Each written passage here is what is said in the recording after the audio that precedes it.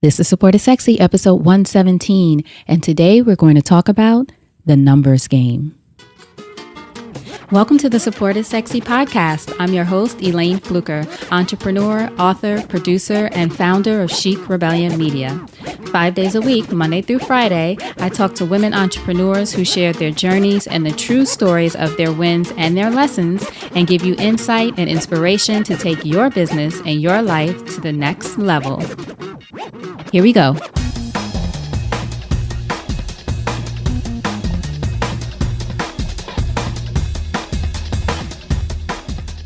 Hi, everyone. Welcome to a new episode of Support is Sexy. This is Elayne, and I am thrilled to have you here. You know, it just would not be the same without you. So today I wanted to talk to you briefly about what I'm calling the numbers game. And the numbers game is, I think, something that is potentially easy for us all to fall into around this time of year. You know, you might be wrapping things up. Maybe you're preparing your taxes for your accountant. At least that's what I'm doing. You're going over your numbers. You're seeing how you did this past year, which is a great thing to do. All of that is great. You need to know your numbers.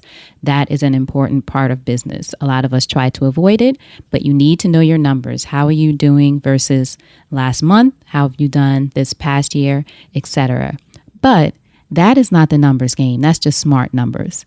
The numbers game, though, is when we get caught up in comparing our numbers to other people's numbers. There's a few ways of doing that, which is what I want to talk about today, but getting caught up in the numbers and getting caught up in comparison.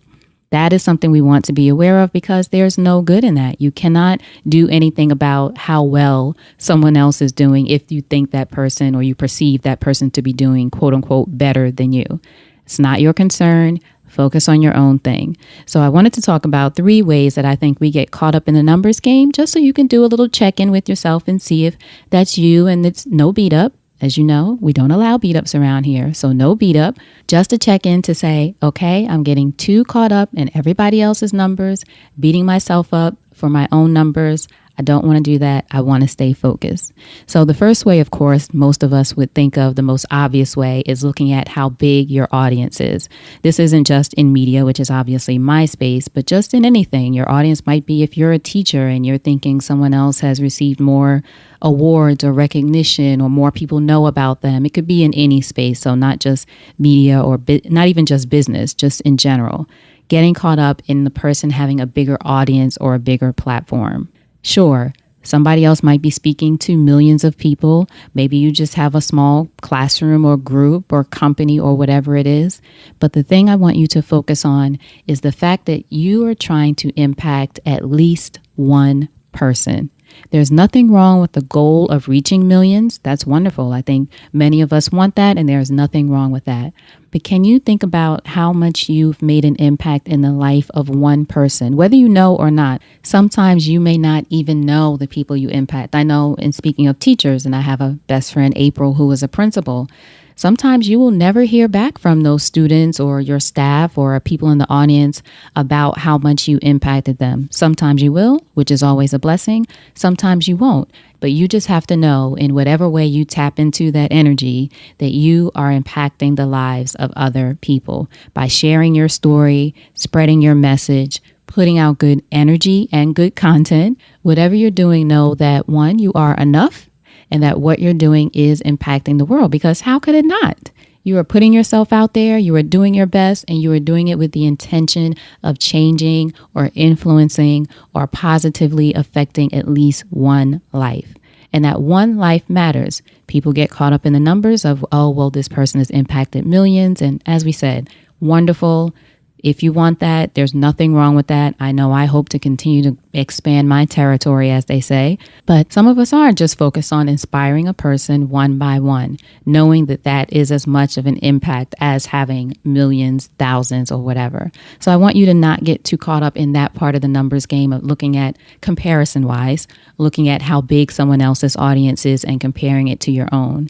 You're growing. You will continue to grow, but continue to be focused on changing the life of that one person, influencing one person, moving one person in the right direction. Because if you've done that, well done. Another part of the numbers game that we get caught up in, of course, is social media. You guys know I always talk about social media. I don't hate it. It's fine. It's great. It works. It has reason for existing, and we all use it in different ways. Most of us. There are some people who actually don't use social media at all. I'm fascinated by them. I think it's amazing. In any case, easy to get caught up in the social media numbers. This person has 40,000 Instagram followers or 40,000 fans or friends on Facebook or whatever it is. Easy for us to get caught up in that if you're just starting your business or your venture into social media, or you just haven't grown to those numbers yet. And plus, we see that people get different kinds of sponsors and different brand partnerships and things through social media when they do have bigger audiences, which is great. We love that. Right on. If that's you, keep it going. But for those who have smaller audiences on social media, don't worry about your numbers. Continue to put out great content. The right people will find you. Another thing to consider is not necessarily about how many people are following. It's about who is following. What is the value of the people within your circle? You might have 400 followers, but still have the impact as far as reach or influence of someone who has 40,000. And please don't be one of those people who goes through people's followers to see who's following them. I think that's creepy. Just don't do it. But for your own numbers or your own people who are within your social media audience, who are those people? Not to say you have to worry about who they are, but just think about it. You want to know that you have valuable people following you, that those people are engaged. Because actually, you know what? Let's do the math. If you think about it, if you have 40,000 followers on whatever platform and you get, say, 400 likes on a post or a picture or whatever it is, that is 1% engagement. If I'm doing my math right, make sure you check the math. If you have 400 followers and you get 40 likes, which is a lot less than 400. If you get 40 likes and you have 400 followers, that's 10% engagement. So it really is how you look at the numbers. They can always be framed in a certain way. But again, just don't get too caught up in the fact that someone else has a bigger social media following than you. Who's in your audience on social media or within your group of people who are following what you do on social media, and then what is the level of engagement with the content you're putting up. If no one's responding, maybe you can look at it and revisit it or find a new way to do it, take some courses. There's plenty of information out there about best times to post and what kind of content to put up and how to do it. But don't get too wrapped up in the numbers game piece. Be consistent and it will continue to grow. Trust me, I know. Just be consistent, commit to whatever you're going to commit to, however often you're going to post. Don't worry about it. Stick with it. It will grow and it will be about who's following and your engagement. And the last part I'll mention is the money. Money is definitely a part of the numbers game, especially when it comes to comparison. Now, most of us think about money and have a goal of money. And again, nothing's wrong with that.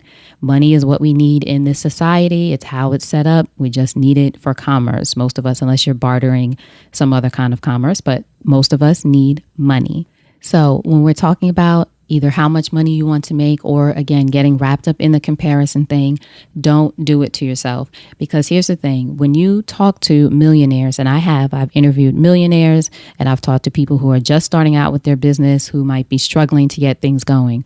On both sides of it, neither person says money is the thing that's driving them.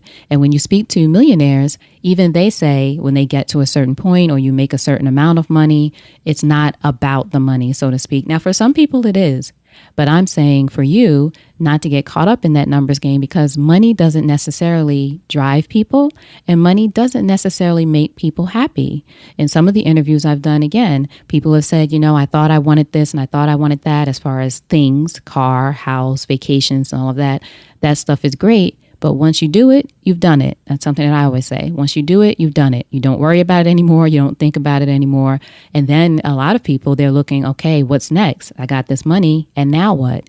So again, money is not a bad thing, but it's not everything. So for you, if you have a goal of, say, you want to reach $1 million in the next year, that's wonderful. But don't make it about the money, because once you get there, and you will get there, because I believe in you, Once you get there, the money isn't everything. And if you see other people there, and maybe they have quote unquote nicer things and toys and vacations and all of that stuff, money buys access to those things, but it does not buy happiness. And if they are happy, I guarantee you it's not just about the money.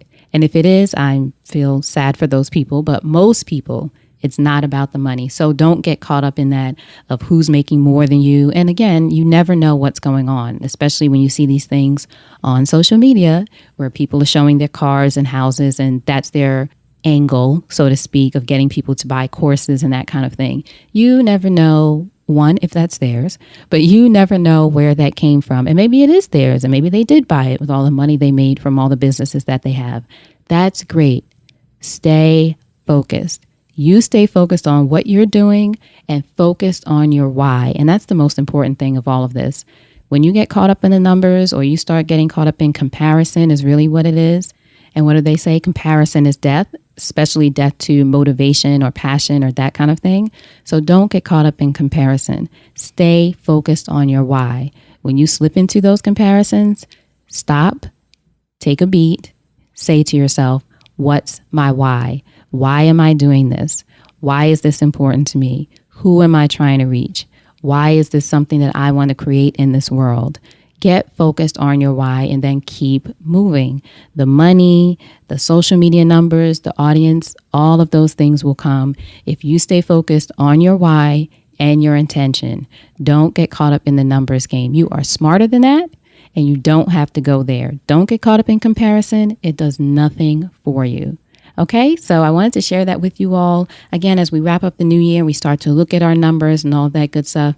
As I always say, I say it to you as I say it to myself. Don't get caught up in the numbers. Focused on your why. You will continue to grow, and it will all happen for you in due time. So thank you all so much for listening. You know, I appreciate you. For previous episodes, you can go to supportissexypodcast.com. Check out some of the interviews that I've done with some of these women entrepreneurs that I mentioned in this episode and so many others. Have a look there. You can also get in touch with me on social media at Elayne Fluker. And if you've been listening to the podcast for a while, or even if it's your first time, I would love it if you subscribe. So if you're on iTunes or Stitcher or wherever you're listening, subscribe to the podcast so you make sure that you don't miss an episode. 5 days a week, we come with a new episode. I don't want you to miss it. And it also helps the show. And it also helps if you can give the show a review. I'd love a 5-star review, but any review is appreciated. I want to hear feedback from you all. I want to know how it's going in your business and how the show is helping, or how we can do more to support you, because that's what it's all about, right? Support is sexy. So let me hear from you. I'll be looking out for that, and I'll make sure to respond. So thank you all again so much for listening. I appreciate you. So now you know what to do. Go out there and create something sexy, and I'll talk to you soon. Take care.